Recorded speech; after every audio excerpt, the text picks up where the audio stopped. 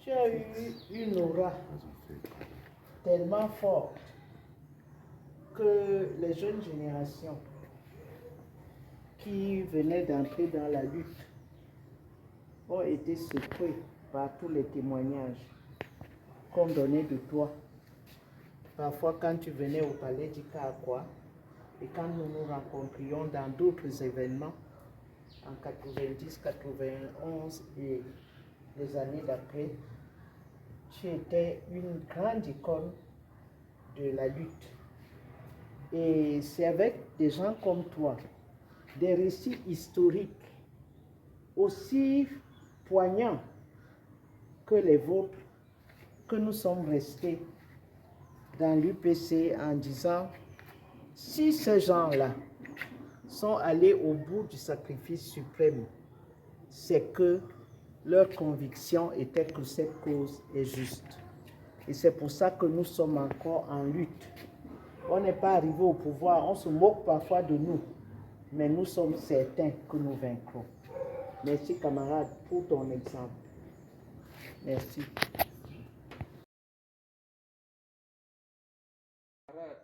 Jean Bondé, moi bon Benga Kantier, président de la section PC de Kouma. Nous avons pris l'engagement, moi, et je t'ai dit, le combat que vous avez mené, je ne vais pas vous trahir, comme tu as dit. Je suis ici avec la présidente de l'UPC maintenant, Ariette Ekoué. Tu l'as connue à l'époque quand le multipartisme est revenu. Tu te rappelles du procès Yondo Black? C'était elle, le fils de celui que tu as connu également, Anatole Bongo.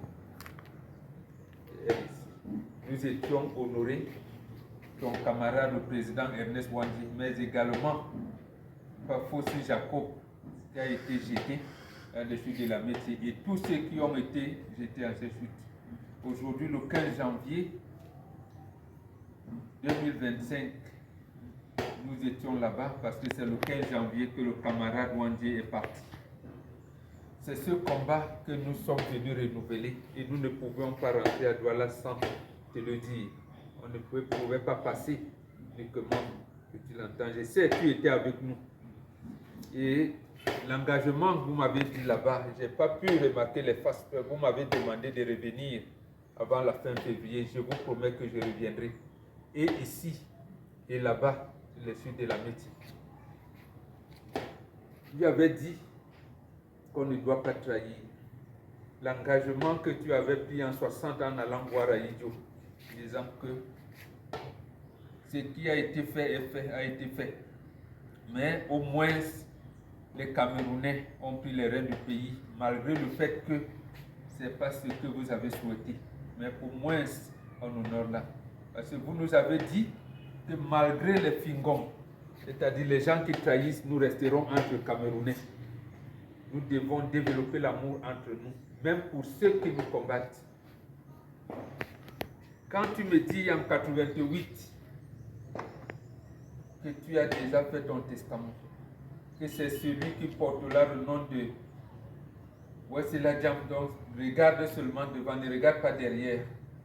On s'est rencontrés quelques années après, je suis avec lui et j'ai pris cet engagement que je ne trahirai pas, je serai avec lui pour honorer ta mémoire, non seulement sur le plan biologique, mais sur l'œuvre que tu as faite sur ce pays et tout le monde loin.